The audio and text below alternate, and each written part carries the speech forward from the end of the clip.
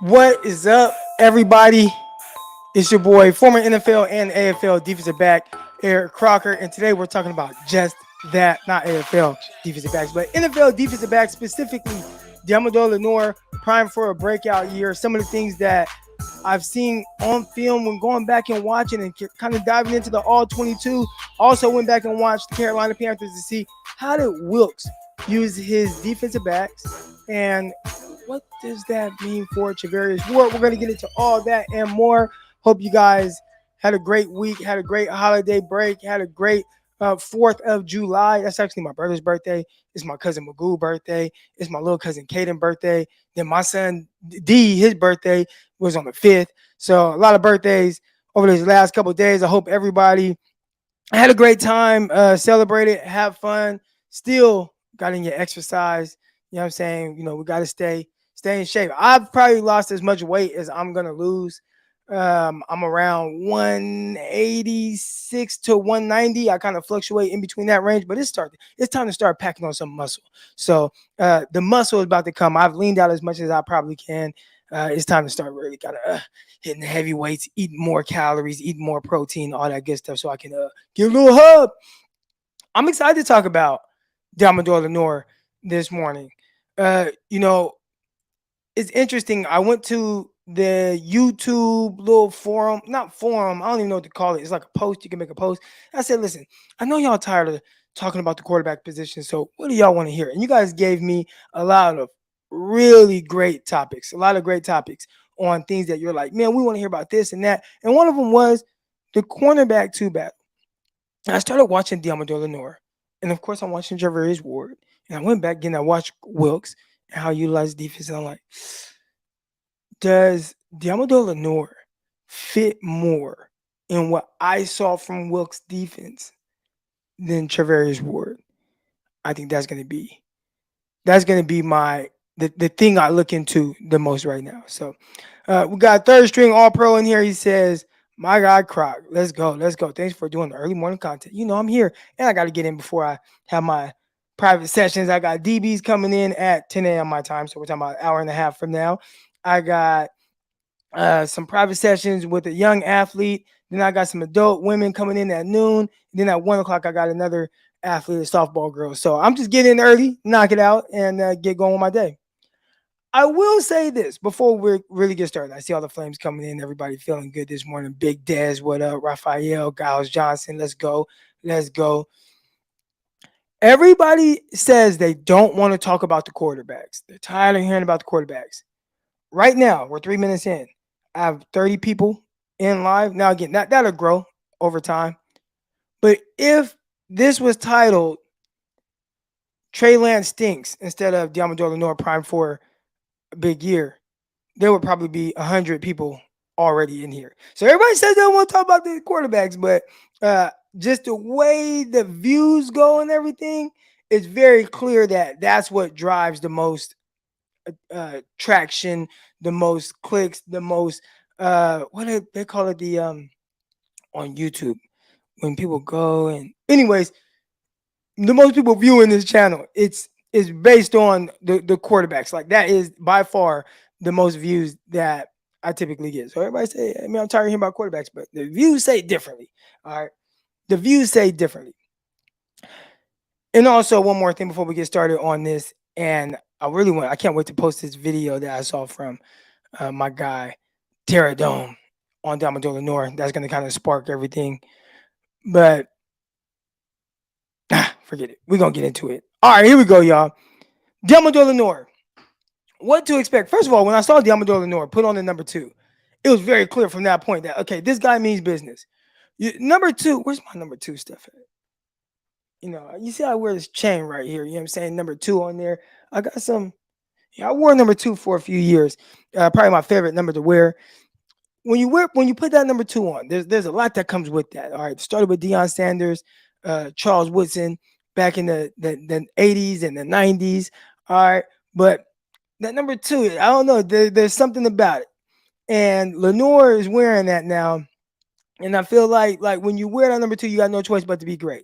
All right, so I'm excited, and hopefully I see some good things out of him this year. All right, so let's share the screen real quick.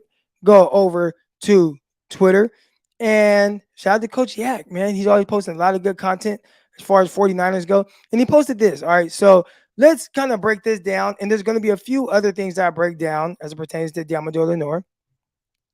So this right here, I wasn't sure if he was playing catch. There's a few different techniques. All right. So let's talk about technique. There are a lot of different techniques. All right. You got the back pedal, of course. You got press alignment. You got press bell.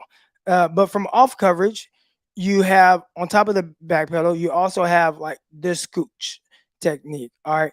And you also have catch. So this right here, and what did he say? Deommodore Lenoir working on his man cover skills. All right, good, good. All right, so this is man cover skills. This is a good job of just utilizing his feet. This is more, and somebody else might tell you different because everybody has their own little verbiage that they utilize.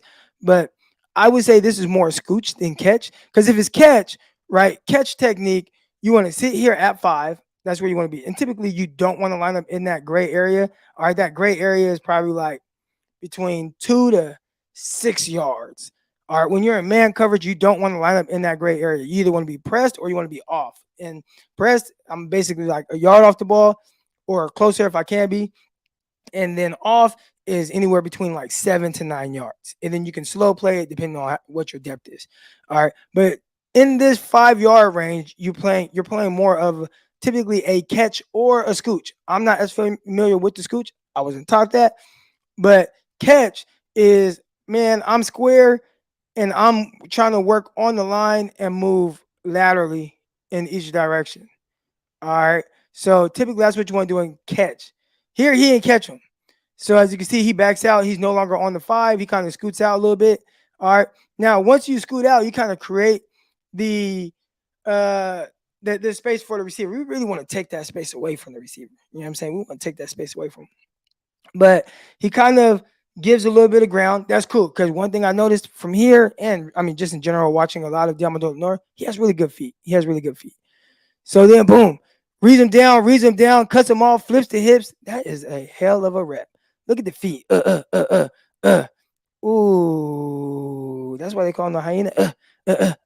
And I like what the receiver, people going to say, one thing that people love to do when a corner makes a great play. So, that was a crappy route by the receiver. That was no damn bad route. I actually kind of like what the receiver did here. All right, let's talk about what the receiver did. I saw him try to, here we go, trying to change pace, push outside to get outside his frame to come back inside. He wants to get him going upfield. So that's what that was. You see a little hop and it's like, up right here. Okay, and I'm going vert, right? So now he wants to give the illusion that he's going vertical by changing pace. All right. And you want to get the corner again to open up, which he does, and get him going upfield so you can come back underneath. And unfortunately for him, Lenoir just didn't go for it.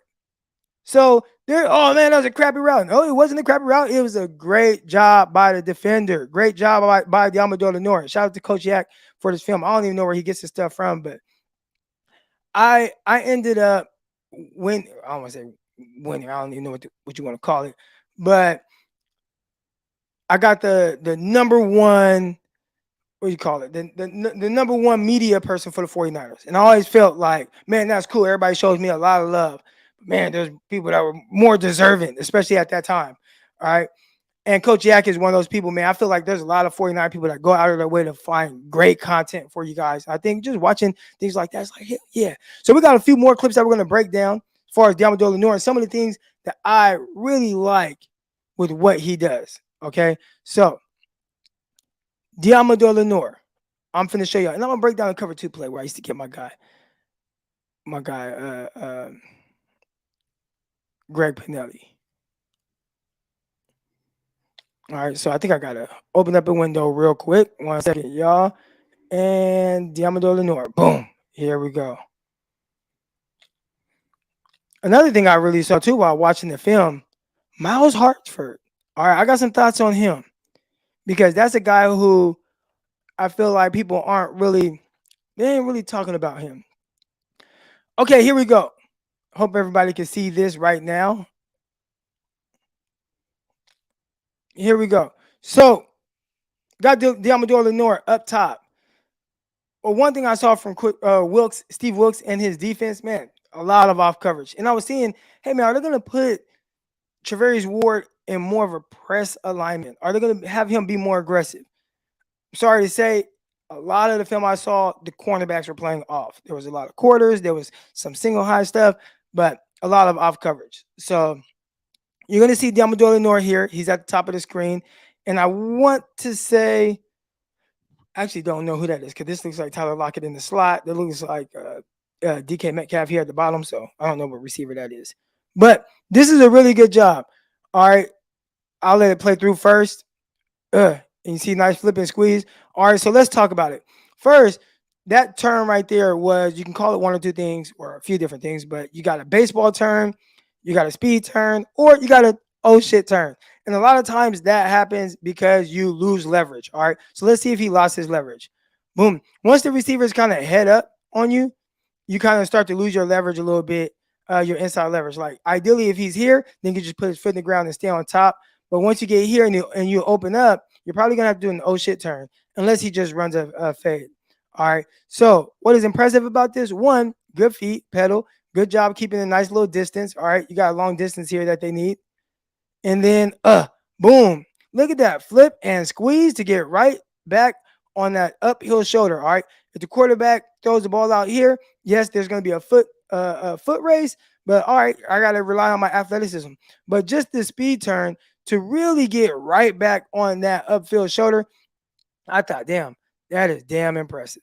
That's damn impressive. And that's some of the things that I think he does well. Now, here's another play here where when we start talking about just the more he plays, the game starts slowing down. He understands like how he wants to play things. Now, also, I'm showing this clip of Lenoir without any idea on how the 49ers are teaching it or coaching it up. All right, I can go based off of what worked for me. Obviously, whatever he's doing, he's had a lot more success at that level than I ever did. But just in general, right? Why some guys can coach and some guys can play. He can play. I could probably coach. Okay. Now you either have a cover two here, or it might be quarters.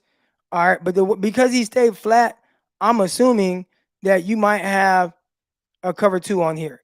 And the way he's playing here, he's falling off with his eyes back to the quarterback, seeing who might come into the flat. So clearly here, he's a flat defender with a too high safety. Right here, you got Lenoir down here. I know the thing is in the way, so you can barely see him, but he has a too high safety as well. All right. And he's going to have deep half here. He's going to have deep half there. Now, right here, and there we go. Okay, we can see him now. You guys see Lenoir. I always say when we're playing cover two, especially when you get a smash concept, this is a smash concept here where you get that stop route and then you get that 7 cut behind it. Show the quarterback the picture he wants to see. All right. Show the quarterback the picture he wants to see. What does the quarterback want to see? If you're off, he's going to take the stop route. If you're down, he's going to throw the corner. So knowing that, all right, you want to run a smash, I'm going to show you the picture that you want to see. I'm going to stay down knowing you're going to throw the corner route if you see me down. So right here, once the quarterback takes his hand off the ball to throw, all right, if I'm showing him the picture he wants to see, knowing he's going to throw that corner route, boom, I should be, as soon as he takes his hand off the ball, I should be drifting back to pick off that 7 cut. All right, so see how far down he stayed? Let me see. See how far down he stayed? And then as the quarterback started to throw, he started to come up. Let me see if I can kind of show y'all what he's doing here. Watch as the quarterback look and watch him stop. And then, see him come back. What? No. You don't have to be quick. You don't have to be quick to jump that. Show him the picture here. Show that you're down. Once you're down, you know he's throwing that corner route, then drift back. And those are some of the things that I think as it pertains to Deommodore Lenoir, he's gonna get much better with those type of things once he truly understands it. All right. So there were some things that happened early on in his career where he kind of ended up getting benched, I guess you could say, right? After he had the Eagles game, and I was like, okay, and we're talking about his rookie year. And then he played like another game or so. Then all of a sudden it's like, well, you don't see Deommodore Lenoir anymore. Then at the end of the year, you saw more Ambry Thomas than Deommodore Lenoir. Then the next year you see Deommodore Lenoir in the slot. Then now he's playing cornerback. And I want to see how does he build off of that momentum that he had towards the end of last year. Because right now, like they're counting on him to be the guy. All right, they're counting on him to be the guy. You coming in here, play now. I saw some things from, and I'll bring this up now. I saw some things from. Let me start sharing this, and where's it at? DJ Pedal, bring that up here. All right, and these are the areas here where I feel like Deommodore Lenoir fits in this scheme. Now, listen, because I don't sit in any of these meetings, I'll never tell you exactly what the defense is supposed to be doing or whatever. But I just talk about some of the things, from my experiences and whatnot. But let's show here because I think this is a damn good play by Dante Jackson. All right. So you got Dante Jackson right here up top. And this is Wilkes' defense. And that's why I wanted to go to this. How is he having them play? All right. A lot of off coverage. Does the corner at the bottom stay off? Stay pressed? All right. So the corner at the bottom stays pressed. And this is what I really want to see from the 49ers. All right. Let me try to see if I can move that. I have Dante Jackson highlighted up at the top. So it's kind of hard to see the cornerback at the bottom. But ideally for the 49ers, this is what you want to see. All right. You want to see Lenoir being able to play off. He has terrific feet. He understands how to play in space. And then you want to see Travarius Ward down, which we see this corner right here, down on Mike Evans. All right. Play down. Like that's where Ward's biggest strength is. And they didn't do a whole lot of this with their corners playing press. I wonder if they'll allow Travarius Ward to just be more aggressive and play more down and Lenoir do the opposite. All right. But this is essentially it's man coverage, but damn near is like cover zero because you see the safety here at the bottom to the boundary. All right. And I'll kind of circle him. All right. He's to the boundary right now. And he essentially has no help. Miles Hartsfield, he's a 49er now. All right. He's a 49er now in the slot. He essentially has no help. All right. Well, unless he kind of comes over here in the vision of the safety, which that's what we'll see. But watch this. This is what we need from Lenoir. Look at this. Play off, backpedal, anticipation. Terrific coverage here. That was good stuff. It doesn't get much better than this by Dante Jackson. Look at that. Turn, sit, Now, let's talk about Miles Hartsfield. All right. That's not a guy that we were talking about here. But in the slot, he's now a 49er. Pressed up, squeeze that route. That's a hell of a job. Even if the safety isn't there to rob it, and 49er safeties make that play. All right. But even if the safety is not there to rob it, man, look at this job by Miles Hartsfield. All right. Now, it ends up being incomplete. But this was a great job by Hartsfield, a great job by Dante Jackson as well. And that's what the 49ers are probably going to expect out of their cornerbacks, being able to play off, be able to anticipate, be able to be aggressive with your eyes, and as well as the safeties. I'm not going to lie. I didn't watch a whole lot of Wilkes' defense, so I ain't know exactly what he was doing and all that. But I was impressed by just how their corners play typically, at least the position that they were put in, but a lot of off coverage. And I think if the 49ers are going to be off coverage heavy, which they were last year, I think that benefits Lenoir more so than it does Travarius Ward. All right. And then again, you saw Hartsfield there. I'm interested to see what does a battle between him and Isaiah Oliver look like. Right now, it sounds like Oliver's holding it down. He's your number one nickel. He's the guy. That's why they signed him. But man, I watched a little bit of Hartsfield, and these are some of the things I just kind of noted on him. Miles Hartsfield, nickel. I think when he signed, it said like nickel / CB, or no, it said cornerback / safety. I just saw him in the slot every rep. All right. He did do some blitzing and things like that, but he was in the slot. I thought he was smart and heady. The anticipation on him versus screens, I thought he did a terrific job of coming down, keeping his outside shoulder free, and then making tackles in the backfield. He did a really good job with that. When it comes to run fits, and that was one of the things 49ers are worried about with Samuel Womack last year, playing in the nickel. Like, okay, where's he at with his run fit, stuff like that. That nickel spot usually takes a little while to truly learn, but Hartsford had it. He was triggering really quick, triggering on the run. I didn't think that was an issue. And I was like, man, this guy, like, he looks comfortable in the slot. When he was out in space, he did a terrific job of not just uh, spot dropping, but really doing a great job of, okay, I'm out in space, but man, I'm going to look for work. Those were things that I was like, okay, I kind of like what I'm seeing from Miles Hartsford here. All right, so I am excited to see what does the battle between Hartsford and Oliver look like, because right now, I would say most people think there is no battle. But once, you get on the field and there is a roster politics element to it. Hey, we signed this guy, Oliver. Maybe he's making a little bit more money. But at the end of the day, if there's anything I know about Kyle Shanahan, he'll play the best guy. And I'm curious to see what that battle ends up looking like. That's what I'm going to be looking at. Everybody else is going to be looking at the quarterbacks and, oh, man, are you taking this step or whatever, which I think he kills at everybody every offseason. But I'm curious to see what does that battle look like at the nickel spot. Does Samuel Womack get back in that are they going to keep him strictly on the outside? Does Oliver just hold it down and he's the guy the whole time, or does Miles Hartsford start to make a push for it? That's what I'm excited to see. So he did a terrific job in the games that I watched. But yeah, that's why I wanted to come on here today and talk about. So now, hey man, you guys know what to do, man. Click the link, come on live, hit that like button, and subscribe to this video. Yeah, talk to him, Pickle. Talk to him, Pickle. Here we go. We got Hartsford, 41 games, 120 tackles, 1 forced fumble, 2 recoveries. It's always interesting to me when it comes to DBs and tackles, because it's like you were giving up catches and then making tackles. Like, again, I don't know. I don't think I really saw him give up too many catches. He got routed one time out of the slot. Maybe could have called offensive PI on Chris Godwin. I still saw like good feet change of direction, but it's like, are you making tackles because you're giving up catches or because you're just super heavily involved in the run game? All right. 41 games. That's a lot of games. That's a lot of experience. That's a lot of experience from Hartford.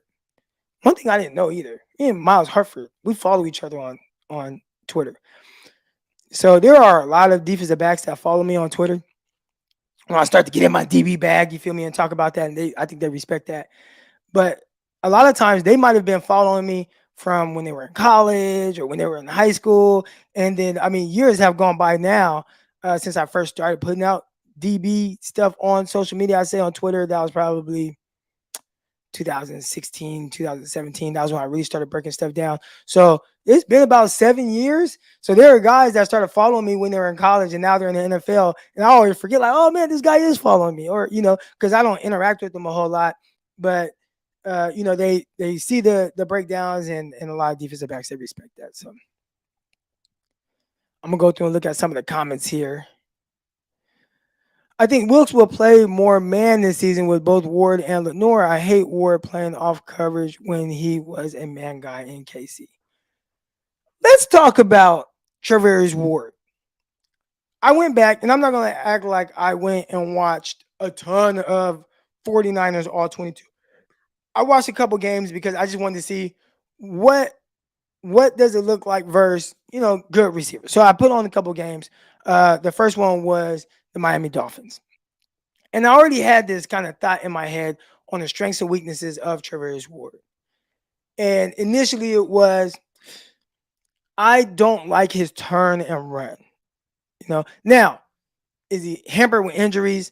I think there were some things he was dealing with down the stretch in the season, so that could kind of contribute to that. But where I feel like he's at his best, at least what it feels like, is press, man, just go follow that guy. And I like what Jeep Crackhawk says here. Like, man, like they use him KC. KC, they just said, hey, man, that's the number 1 receiver. Go follow him. And I like when the 49ers did that. I think they really started doing it. And maybe they did it prior to this game, but against Drake London, they did a lot of it in Atlanta. That's when I first noticed it. And then I think he got hurt a little bit. And then they did it again. DK Metcalf, they were doing it. So I'm curious to see they do that like he did in Kansas City, because that's what they really told him to do. And I think that's where, when you looked at some of the PFF numbers or the analytics and things like that, it was like he was like at the top of a lot of different categories. Why? Because they said, hey, man, you're a press man guy, and that's what we're going to do with you. 49ers played them an awful lot. And for guys that are a little bit longer, pause, the turn and run a lot of times is that's the toughest. That's the toughest part for those guys, just to kind of transition from a pedal or a slow pedal into a turn and run right now. It just kind of takes a little bit longer for whatever reason, unless you're just a guy that just has pure, just great natural speed. But even then, it seems like it's a little like, okay, I'm going now. Travarius Ward on his turn and run, to me, was probably his biggest issue. And if teams continue to see 49ers are going to quarters and they say, okay, they're in quarters, let's attack this safety, Talanoa Hufanga, make him come down, and then you have Ward on the outside of a guy in a pedal and he has to turn and run, I think that can be an issue. Like put him in press, man. Or let's say he's not in press, man. Press is an alignment. All right. I think a lot of times we look at press as press, man, get hands on. Press is an alignment. Jamming is the technique of getting hands on. All right. So I would have Travarius Ward in press alignment 90% of the time. Whether he's in cover 2, whether he's in cover 1, whether he's in cover 3, I'd have him press bail out. All right. But I'd have him in press alignment out, and then just if it's zone, outside shade, hands on, squeeze through, read from 2 to 1 or whatever your keys are. And that way he's not in a position to where he doesn't have, like, you don't want him to have to turn around. Play at the line of scrimmage, and he's terrific there. All right. Now, again, I talked about earlier who fits better in this scheme. If they play as much off as I just saw. Now, I watched one game of Carolina to try to get a sense of what they were doing. It was a ton of off coverage from all their DBs, except for maybe their slots. I feel like they played press more than the other guys. Even with Taylor, who is a long corner from Washington, they have him playing on the outside of Carolina. I just feel like there was a lot of off coverage. And to me, that's not the biggest strength of Travarius Ward.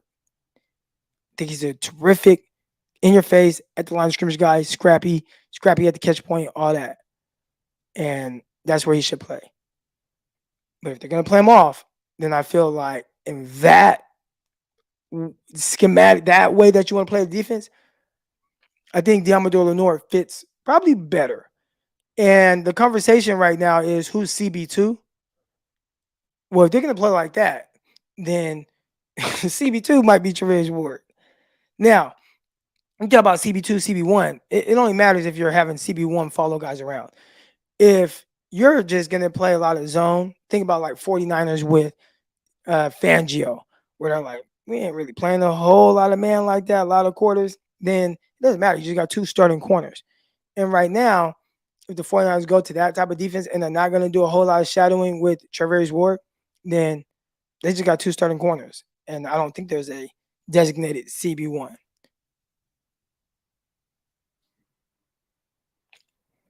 We got the great Jim Everett in the chat. He says, you clowns are finished, window closed.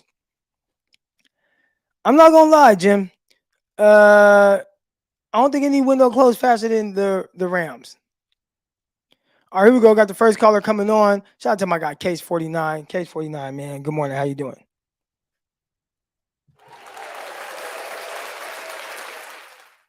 Uh-oh. I thought I brought him on, and then he must have just clicked out. Hey, man, I appreciate you for loving this show. Let's go. Let's go. What are the chances we use 3 safety packages often? I think there's a big chance, right? I mean, we haven't gotten to a whole lot of the young guy, Jair Brown, and I can't wait. Listen, I see the comments. I see all this stuff. You guys tired of talking about certain things. Rest the offseason. What the hell are we supposed to talk about, right? But once the season starts and we actually have legit film, like we got game tape. Oh yeah. Yeah, we will be diving into that. and we'll have much more like important things to talk about aside from a quarterback competition or whatever. But as far as three safety packages go, I think it's going to be all about Jair Brown and what they're asking him to do. The tough thing to me is I feel like it's a lot easier to go three safety looks with Jimmy Ward and Gibson and Hufanga because they're different, especially Jimmy Ward, right? He just had this very, hey man, I can play slot, I can play safety, I can play in the box, I can do it all. But he's really a safety in a corner's body, and he has those type of corner skills. Does Jair Brown have that? I didn't see that from Brown. To me, it looks like Brown is more so like Gibson, more like Hufanga, right? They're kind of the same. And that's a little trouble. Hey, I was watching some of that Dolphins game, and Hufanga, when I talked about turning around with Travarius Ward, and there were guys getting behind him as well. Hufanga got ran by, and he's very aggressive, so I think he squats on stuff a little bit. Pause. But he got ran by. There were a couple of times where, luckily, and I had to have to go back and see if it was a pass rush or not. But the safe between Hufanga and Travarius Ward, those guys are behind him. Now we are talking about Tyreek Hill, and we know he's dumbass fast. And there's Jalen Waddle, and I wanted to see how Lenoir handled like that type of speed. I thought he handled the speed well. But man, the turn and run of Hufanga and Travarius Ward, not great. It's not great. But three safety packages it's a little tougher because when I look at the three safeties, I think they're all similar. So maybe they can have three safety packages but it's more like verse 21 personnel, right? Two backs, one tight end. All right, so that might be more of the vibe I'm getting. But I think Hartsford kind of does some of that as well. So, I think we assume that it's Jair Brown that'll be the third safety in that type of package. Maybe it's Miles Hartsford. All right, here we go. We got Case 49 in the building. Case, how you doing?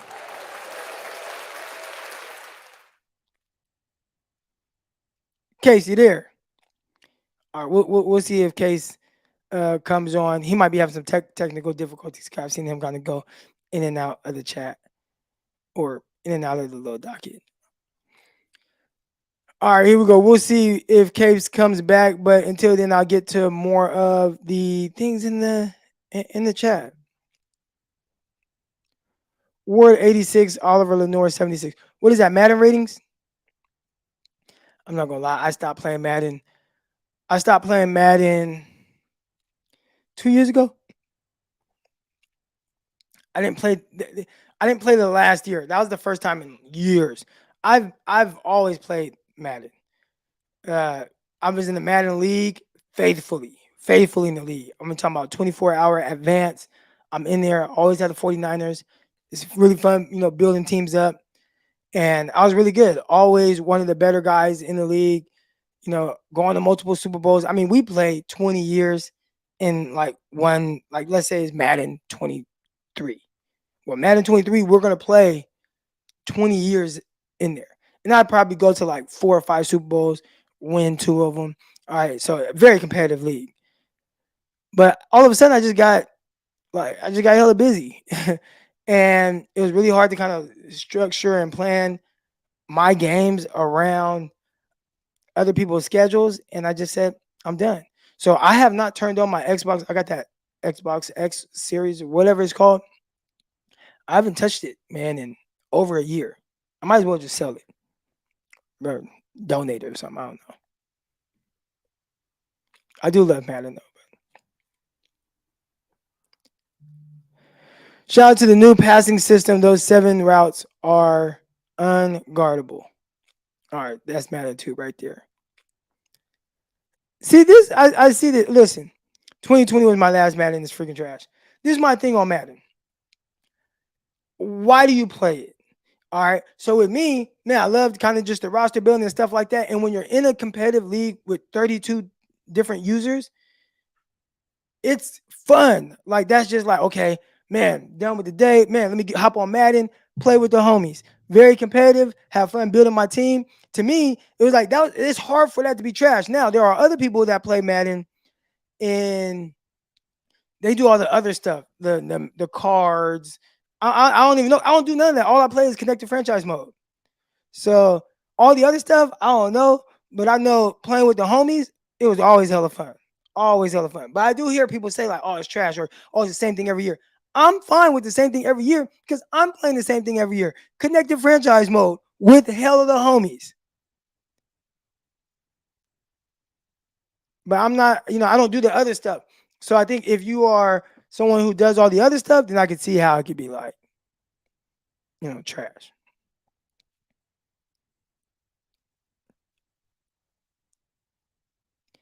Yeah, yeah. Huff made a few bad mistakes. Let's talk about Talanoa Hufanga. He's one of those guys where I don't want him to turn it down. I think he makes some mistakes because he is very aggressive. I think he's very aggressive with his eyes. I think he's aggressive with whatever he thinks his ability is. And sometimes it's going to burn you. But I also think that it's the same thing that made him a first team All Pro, where it's like, look, I am maybe not the most talented guy out there, but I'm going to be aggressive. I'm going to make plays, but I'm also going to give up a play here and there. But I'll make enough plays to where we win games. And I thought he did a great job of contributing to making plays and the 49ers doing well. So that's kind of my spiel on him. Do I see areas where his eye discipline maybe have gotten him? Definitely.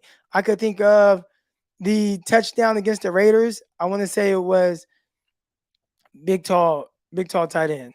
Can't think of his name right now. Y'all know who I'm talking about, though. One of the best tight ends in the league. Anyways, it was all about eyes. Now, and this is me maybe defending defensive backs. Bro, it's 3rd and 2, and you got a hard run action. Yeah, your eyes are going to be a little bit in the backfield. Like, you know what I'm saying? I have to help against the run. I got to trigger his run. Oh, it's a pass. Got his ass. It's tough.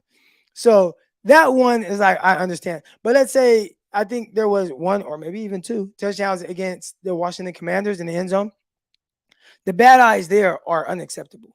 So the Washington Commanders stuff with the bad eyes, not ideal. The one for versus the Raiders, understandable. 3rd and 2, hard play action, hard run action to get you to kind of like, okay, and he's a guy that's going to trigger on the run. I understand it. I understand that. So, but yeah, you would like him to kind of clean some of that stuff up. How much of it is fixable from a traits standpoint? How much of it isn't? That's what I would ask. And that's what I always look at. What can I teach? What can't I teach?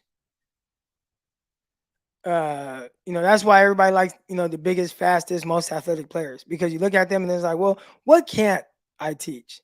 Well, I can't teach you to be this big, this fast, this explosive, this agile, this light on your feet, right? This strong of an arm. I can't teach that. I can teach some of the other things, or I can improve on it or create a game plan around it of what you do well. Jamar Chase, a lot of people gave me grief because, oh man, I didn't think he was like the most amazing prospect ever. I didn't think he was the most amazing prospect ever. He's tremendous. He wasn't uh as clean as I think people think, but he was terrific at the catch point. And I thought he benefited a lot off of Joe Burrow, his ball placement down the field. And he gets to the NFL and he has Joe Burrow again. Would he be doing the same exact things as with the 49ers? I would say probably not, because they don't throw the ball downfield like that.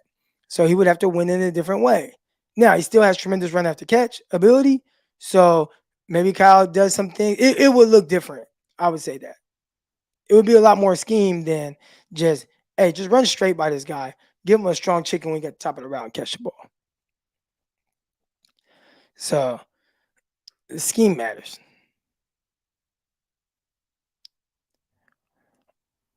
All right. Well, You know what, man? We only on for 40 minutes today, but I think that's gonna do it. We're talking about video games in the chat now, and like I said, I stopped playing some video games. But definitely, y'all, I wanna thank you all for coming in this morning. Again, hit the like button and Subscribe to this video. appreciate all y'all. Man, there were a bunch of different topics. I'm gonna get into all those throughout this off season, this dead period. I want to thank all y'all for tuning in this morning, coming in. Hit the like button, hit the subscribe button. Damon, shout out to you. You made a special appearance on Locked On 49ers. We come at you 5 days a week. Make sure y'all tune into that as well. But until then, I'm out. Peace.